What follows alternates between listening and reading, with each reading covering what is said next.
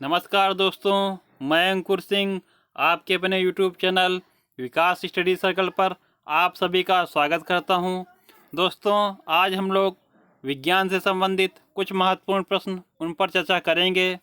आप लोग दोस्तों वीडियो के साथ अंत तक अवश्य बने रहें और आप लोग कॉपी पेन लेकर इन प्रश्नों को नोट अवश्य कर लें।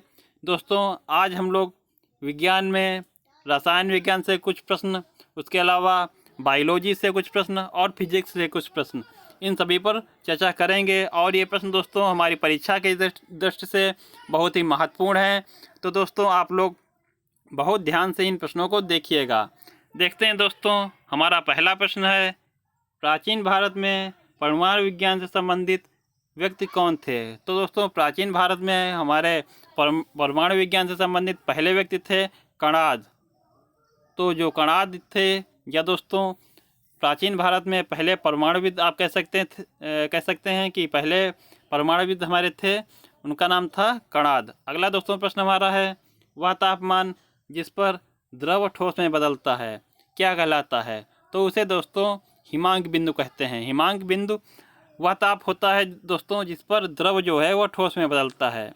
अगर आपसे पूछा जाए कि ठोस जो है वह किस तापमान पर द्रव अवस्था में बदलता है, तो वह दोस्तों बोला जाता है मेल्टिंग पॉइंट।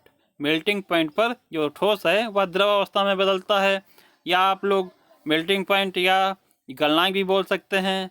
तो दोस्तों जिस तापमान पर द्रव जो है ठोस में बदलता है उसे हिमांक बिंदु बोलते हैं, और जिस तापमान पर द्रव जो है ठोस जो है वह द्रव में बदलता है उसे मेल्टिंग पॉइंट या गलनांक बोलते हैं।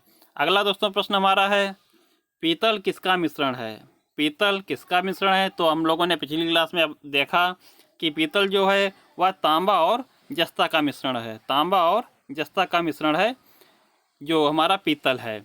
अगर आपसे सोल्डर पूछ दिया जाए कि सोल्डर किसका मिश्रण होता है, तो वह दोस्तों होता है टिन और सीसा का मिश्रण। टिन और सीसा का मिश्रण जो होता है उसे सोल्डर बोला जाता है। और आपसे अगर कांसा पूछ दिया जाए कि कांसा हमारी वह किन धातुओं से मिलकर बनी है, किन धातुओं से मिलकर बनी, या कांसा किन धातुओं की मिश्र धातु है, तो उसमें दोस्तों तांबा और टिन को मिलाकर कांसा बनता है। पीतल पूछा जाए आपसे तो पीतल जो है वह तांबा और जस्ता को मिलाकर बनता है। यह दोस्तों हम लोगों ने पिछली क्लास में बहुत अच्छे तरीके से आपसे डिस्कस पर हुआ था। तो आगे बढ़ते हैं दोस्तों, हमारा अगला प्रश्न है, देखिएगा दोस्तों, परमाणु सिद्धांत किसने प्रतिपादित किया? परमाणु सिद्धांत किसने प्रतिपादित किया? तो डाल्टन ने। दोस्तों डाल्टन ने परमाणु सिद्धांत प्रतिपादित किया था। अगला दोस्तों प्रश्न हमारा है, बर्फ का पानी में बदलना कैसा परिवर्तन है? बर्फ का पानी में बदलना कैसा परिवर्तन है? तो ये दोस्तों परिवर्तन हमारा भौतिक परिवर्तन। बर्फ का पानी में बदलना भौतिक परिवर्तन है। तो दोस्तों भौतिक परिवर्तन क्या होता है? भौतिक परिवर्तन दोस्तों वह होता है जैसे बर्फ़ का पानी में बदलना, जैसे आप लोग किसी एक जो कोई एक तत्व है उसका दोस्तों दूसरे रूप में रूपांतरण हो जाए और पुनः दूसरे रूप में रूपांतरण हुआ है उससे पुनः वही जो तत्व हमारा प्राप्त कर लिया जाए, तो इसे हम लोग भौतिक परिवर्तन कहते हैं। और जो रासायनिक परिवर्तन होता है हमारा, वह दोस्तों एक तत्व से जो दूसरे तत्व में रूपांतरण हुआ है उससे पुनः वही तत्व प्राप्त ना किया जा सके, तो वह हमारा होगा रासायनिक परिवर्तन। तो दोस्तों जैसे हम लोगों का जो बर्फ़ है, बर्फ़ से पानी, तो आप लोगों को पता है जैसे बर्फ़ से पानी हम लोगों ने प्राप्त किया, दोबारा दोस्तों पानी से हम लोग फिर इसे बर्फ़ में बदल सकते हैं, तो ये हमारा भौतिक परिवर्तन होगा। और जैसे दोस्तों अगला प्रश्न हमारा है, दूध से दही बदलना कैसा परिवर्तन है? तो ये हमारा रासायनिक परिवर्तन होगा। रासायनिक परिवर्तन मैंने आपको बताया कि एक तत्व से इसका रूपांतरण जिस दूसरे तत्व में हुआ है उससे पुनः वही तत्व प्राप्त ना किया जा सके। तो दोस्तों जैसे दूध है, दूध से अगर दही बन गया तो आप लोग दही से पुनः दूध नहीं बना सकते, तो यह हमारा हो गया रासायनिक परिवर्तन। आशा करता हूँ दोस्तों भौतिक और रासायनिक परिवर्तन आपको अच्छी तरीके से समझ में आ गए होंगे। आगे देखते हैं दोस्तों, अगला हमारा प्रश्न है, प्लम पुडिंग मॉडल किसने प्रस्तुत किया? जो प्लम पुडिंग मॉडल है यह किसने प्रस्तुत किया या किसने प्रतिपादित किया? तो दोस्तों थॉमसन ने प्लम पुडिंग मॉडल प्रस्तुत किया था। आगे दोस्तों देखते हैं, हमारा अगला प्रश्न है, हाइड्रोजन के समस्थानिक ड्यूटेरियम में न्यूट्रॉन की संख्या कितनी होती है। जो हाइड्रोजन के समस्थानिक आपको पता होंगे कि हाइड्रोजन के 3 समस्थानिक होते हैं, प्रोटियम, ड्यूटेरियम और ट्रिटियम। ये 3 समस्थानिक होते हैं हाइड्रोजन के। और इसमें जो ड्यूटेरियम है, इसमें न्यूट्रॉनों की संख्या कितनी है। तो दोस्तों ड्यूटेरियम आप लोग देख रहे हैं कि इसमें जो 1s2 है, आपको मैंने पिछली क्लासों में बहुत अच्छे तरीके से बताया है कि जो एक ये हमारा है, यह हमारा है परमाणु क्रमांक, यह हमारा परमाणु क्रमांक है। और ये जो दोस्तों घात के रूप में लगा, ये हमारा है परमाणु भार। तो दोस्तों जो न्यूट्रॉन की संख्या आप निकालेंगे तो 2 - 1 यानी 1 आएगा। तो इसमें जो ड्यूटेरियम है, इसमें न्यूट्रॉनों की संख्या कितनी होगी, 1 होगी। आशा करता हूँ दोस्तों आप लोगों को यह चीज़ अच्छे से समझ में आई होगी। जो दोस्तों ये 1s2 है, एक इसमें क्या होता है, बेस जो होता है वो हमारा परमाणु क्रमांक होता है, और जो घात होती है दोस्तों, यह परमाणु भार होता है। आगे दोस्तों बढ़ते हैं। अगला हमारा प्रश्न है, यह दोस्तों जो पॉइंट लिखा है आप लोग ध्यान दें इस पर। 1 मोल में 6.022 × 10⁻23 कण होते हैं, इसे अवोगाद्रो संख्या बोला जाता है। जो अवोगाद्रो संख्या है, इसमें आपसे प्रश्न बन जाएगा कि जो अवोगाद्रो संख्या इसका मान कितना होता है। तो इसका मान होता है 6.022 × 10⁻23। अगला दोस्तों पॉइंट हमारा है, देखिएगा 1 मोल गैस का NTP पर आयतन कितना होता है। तो दोस्तों 22.4 लीटर इसका आयतन होता है। 1 मोल गैस का NTP पर आयतन जो है वह 22.4 लीटर होता है। आगे बढ़ते हैं दोस्तों। अगला प्रश्न हमारा है, किसी कोष में अधिकतम इलेक्ट्रॉन की संख्या ज्ञात करने का सूत्र क्या है। तो दोस्तों किसी जो कोष होते हैं, कोष हमारे कितने होते हैं, आपको पता होगा कि 7 हमारे कोष होते हैं। तो इनमें दोस्तों अधिकतम इलेक्ट्रॉन की संख्या ज्ञात करने के लिए सूत्र होता है 2n²। जैसे आपको पता होगा दोस्तों, अगर पहला हमारा कोष है तो या n = 1 हो जाएगा। इसमें अगर आप लोग इसमें सूत्र में मान रखें 2n², n = 1 है तो 2 × 1 = 2। और दोस्तों n = अगर 2 हो गया तो n की जगह 2 रखेंगे तो 2 × 2⁻2 है तो 4 हो जाएगा, तो 8 हो जाएगी। तो इसी प्रकार दोस्तों आगे जो हमारे कक्षक हैं उनका मान आप लोग निकाल सकते हैं कि किस कक्षक में कितने इलेक्ट्रॉन हो सकते हैं। आगे दोस्तों देखते हैं, हमारा अगला प्रश्न है, बुझे हुए चूने का सूत्र क्या होगा। बुझे चूने का सूत्र क्या होगा। तो दोस्तों बुझे चूने का सूत्र है CaOH का होल ट्वाइज। CaOH का होल ट्वाइज यह बुझे चूने का सूत्र होता है। आगे दोस्तों देखते हैं, हमारा अगला प्रश्न है, तत्वों के आधुनिक प्रतीक प्रणाली के जन्मदाता कौन थे। तत्वों के आधुनिक प्रतीक प्रणाली के जन्मदाता कौन थे। तो दोस्तों वो थे वर्जिलियस।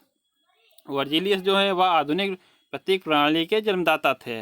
अगला प्रश्न दोस्तों हमारा है, आधुनिक आवर्त सारणी किसने प्रस्तुत की। आधुनिक आवर्त सारणी किसने प्रस्तुत की। तो मोजले ने आधुनिक आवर्त सारणी प्रस्तुत की। और इनकी जो आवर्त सारणी थी यह दोस्तों परमाणु क्रमांक पर आधारित थी। अगले प्रश्न पर दोस्तों हम लोग बढ़ते हैं। अगला प्रश्न देखिएगा क्या है, कोशिका की आत्मघाती थैली किसे कहते हैं। कोशिका की आत्मघाती थैली लाइसोसोम को बोला जाता है। लाइसोसोम को कोशिका की आत्मघाती थैली बोला जाता है। कोशिका का शक्तिग्रह या पावर हाउस किसे बोला जाता है। तो दोस्तों कोशिका का शक्तिग्रह या पावर हाउस माइटोकॉन्ड्रिया को बोला जाता है। अगला दोस्तों प्रश्न देखिएगा, प्रोटीन की फैक्ट्री आपसे पूछा जाए कि प्रोटीन की फैक्ट्री किसे बोला जाता है। तो राइबोसोम को प्रोटीन की फैक्ट्री बोला जाता है। माइटोकॉन्ड्रिया जो है वह कोशिका का शक्तिग्रह या कोशिका का पावर हाउस बोला जाता है। और कोशिका की आत्मघाती थैली व लाइसोसोम को बोला जाता है। आगे बढ़ते हैं दोस्तों। अगला हमारा प्रश्न है, कोशिका की खोज किसने की। कोशिका की खोज दोस्तों रॉबर्ट हुक ने की। यह चीज़ आप लोग ध्यान रखना कि कोशिका की खोज रॉबर्ट हुक ने की। और जीवित कोशिका की खोज किसने की। तो दोस्तों वह थे लीवेनहॉक। जीवित कोशिका की खोज लीवेनहॉक ने की। और आपसे पूछा जाए कोशिका सिद्धांत किसने दिया। तो स्लाइडन तथा स्वान ने। यह चीज़ आप लोग तीनों पॉइंट बहुत अच्छे से याद रखना कि अगर आपसे पूछा जाए कि कोशिका की खोज किसने की तो वह थे हमारे रॉबर्ट हुक। और जीवित कोशिका की खोज पूछा जाए तो लियोनहाक। अगर आपसे पूछा जाए कि कोशिका सिद्धांत किसने दिया तो वह थे हमारे स्लाइडन तथा स्वान। आगे दोस्तों अगला प्रश्न देखिएगा, अगर केंद्रक की खोज पूछा जाए आपसे तो वह थे रॉबर्ट ब्राउन। आप लोग इस चीज़ को विशेषकर ध्यान रखना। अधिकतर हम लोगों को कन्फ्यूजन जो होता है वह होता है कि कोशिका की खोज और केंद्र की खोज में। तो कोशिका की खोज की थी हमारे रॉबर्ट हुक ने और केंद्र की खोज की थी हमारे रॉबर्ट ब्राउन ने। इसके आगे दोस्तों अगला प्रश्न हमारा है, कोशिका चक्र की किस अवस्था में डीएनए का संश्लेषण होता है। तो दोस्तों कोशिका चक्र की किस अवस्था में डीएनए का संश्लेषण होता है, तो इस अवस्था में डीएनए का संश्लेषण होता है। आगे दोस्तों देखिएगा, अगला हमारा प्रश्न है, डीएनए किसका बहुलक होता है। तो आपको पता होगा कि डीएनए जो होता है वह न्यूक्लियोटाइड का बहुलक होता है। अगला प्रश्न दोस्तों है, डीएनए में कौन से 4 नाइट्रोजन क्षारक पाए जाते हैं। डीएनए में कौन 4 नाइट्रोजन क्षारक पाए जाते हैं, तो वह दोस्तों हैं एडेनिन, ग्वानिन, साइटोसिन और थाइमिन। यह चीज़ आप लोग ध्यान रखना कि जो डीएनए होता है उसमें 4 नाइट्रोजन क्षारक हैं। कौन कौन से, एडेनिन है, ग्वानिन है, साइटोसिन और थाइमिन। अगला दोस्तों प्रश्न हमारा है, मानव शरीर की सबसे लंबी कोशिका कौन सी है। तो दोस्तों वह होती है न्यूरॉन। यह तंत्रिका कोशिका जो है वह हमारी सबसे लंबी कोशिका है। आगे दोस्तों देखिएगा, जंतु कोशिका की कोशिका झिल्ली किसकी बनी होती है। जो जंतु कोशिका की कोशिका झिल्ली किसकी बनी होती है, तो दोस्तों वह कोशिका झिल्ली बनी होती है प्रोटीन तथा लिपिड की बनी होती है जंतु कोशिका की कोशिका झिल्ली। और आपसे पूछा जाए कि पादप कोशिका की कोशिका भित्ति किसकी बनी होती है, तो वह बनी होती है सेलुलोज की। पादप कोशिका की कोशिका भित्ति बनी होती है सेलुलोज की, और जंतु कोशिका की कोशिका झिल्ली वह प्रोटीन व लिपिड की बनी होती है। या दोस्तों देखिएगा अगला प्रश्न हमारे, कोशिका झिल्ली किसमें पाई जाती है। तो दोस्तों कोशिका झिल्ली जो है वह पादप तथा जंतु दोनों में पाई जाती है। कोशिका झिल्ली जो है वह पादप तथा जंतु दोनों में पाई जाती है, और जो कोशिका भित्ति हमारी है वह केवल पादप कोशिका में पाई जाती है। यह चीज़ आप लोगों को ध्यान रखना कि कोशिका झिल्ली जो है वह पादप तथा जंतु दोनों में पाई जाती है, लेकिन कोशिका भित्ति जो है वह केवल पादप कोशिका में पाई जाती है। और कोशिका भित्ति बनी किसकी होती है, तो कोशिका भित्ति सेलुलोज की बनी होती है, और कोशिका झिल्ली वह प्रोटीन तथा लिपिड की बनी होती है। आशा करता हूँ यह चीज़ आपको अच्छे से समझ में आई होगी।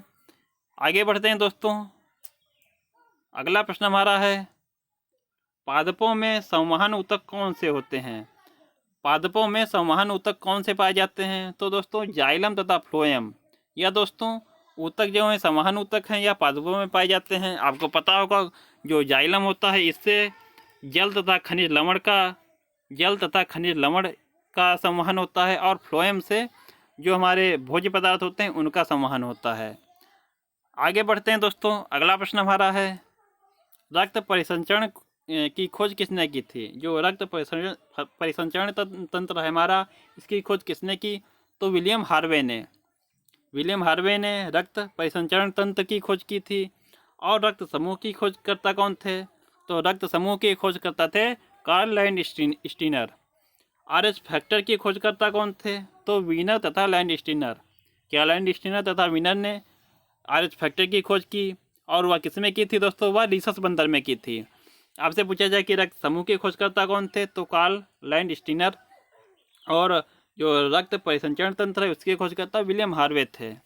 आगे बढ़ते हैं दोस्तों, अगला प्रश्न हमारा है, सबसे अधिक विकसित पादप प्रभाग कौन सा है। तो दोस्तों सबसे अधिक विकसित पादप प्रभाग जो है हमारा वह एंजियोस्पर्म है, एंजियोस्पर्म। आगे देखते हैं दोस्तों, पत्तियों में गर्तिरंध्र पाया जाता है। इसमें दोस्तों जो गर्तिरंध्र पाया जाना किस प्रकार के पौधों का अनुकूलन है। तो दोस्तों जो हमारे मरुद्भिद पौधे होते हैं या जो मरुस्थलीय पौधे होते हैं उनमें दोस्तों पत्तियों में गर्तिरंध्र पाए जाते हैं। अगला दोस्तों हमारा प्रश्न है, द्विनाम पद्धति के जनक कौन हैं। द्विनाम पद्धति के जनक आपको पता होगा कि कैरोलस लीनियस जो है या दोस्तों द्विनाम पद्धति के जनक माने जाते हैं। आगे बढ़ते हैं दोस्तों, अगला प्रश्न हमारा है, पादप जगत के 5 प्रभाग या पादप जगत के 5 भाग कौन कौन से हैं? तो दोस्तों देखिएगा, पादप जगत के 5 भाग, पहला दोस्तों थैलोफाइटा, दूसरा ब्रायोफाइटा, टेरिडोफाइटा, तीसरा हमारा हो गया, चौथा दोस्तों एंजियोस्पर्म और पांचवा जो है जिम्नोस्पर्म। तो ये दोस्तों 5 जो हैं वह पादप जगत के प्रभाग हैं, थैलोफाइटा, ब्रायोफाइटा, टेरिडोफाइटा और एंजियोस्पर्म तथा जिम्नोस्पर्म। इसके अलावा दोस्तों हमारा अगला प्रश्न है, देखिएगा, पंच जगत अवधारणा किसने दी? तो दोस्तों पंच जगत अवधारणा जो है वह व्हिटकर ने दी थी। यह चीज़ आप लोग विशेष का ध्यान रखें, पंच जगत जो अवधारणा है वह व्हिटकर ने दी।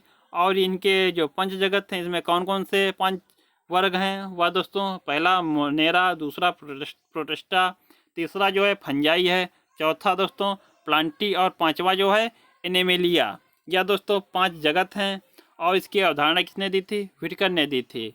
तो कौन कौन से 5 जगत हैं? मोनेरा, प्रोटिस्टा, फंजाई, प्लांटी और एनिमेलिया। आगे दोस्तों देखिएगा, अगला प्रश्न हमारा है,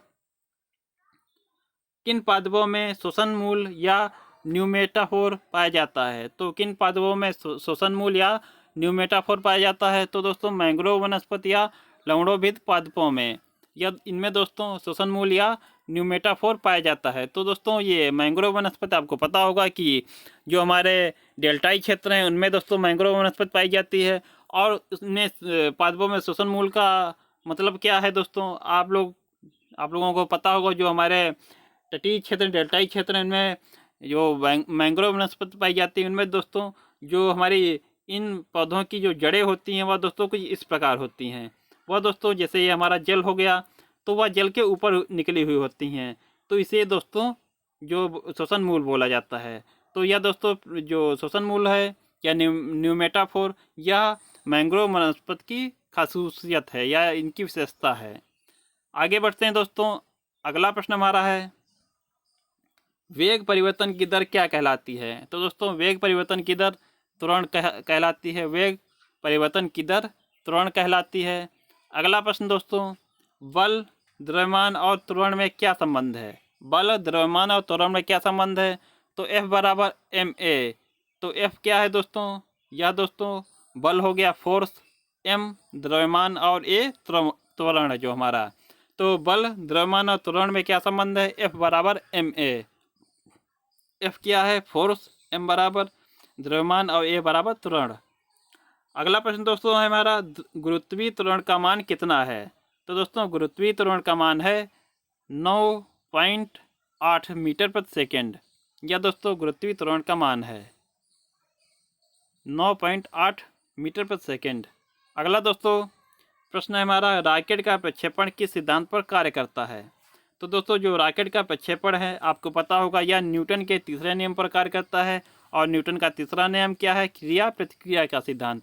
तो रॉकेट का प्रक्षेपण जो है वह क्रिया प्रतिक्रिया के सिद्धांत पर कार्य करता है, यानी न्यूटन के तीसरे नियम पर। इसके अलावा दोस्तों अगला प्रश्न हमारा है, यदि किसी ठोस का घनत्व द्रव के घनत्व से अधिक होता है तो वह वस्तु द्रव में डूबेगी या नहीं? तो दोस्तों जो आपको पता होगा कि जिस धातु का या किसी ठोस का घनत्व अगर अधिक है तो वह दोस्तों अगर द्रव के घनत्व से अधिक होगा तो वह जल में डूब जाएगी।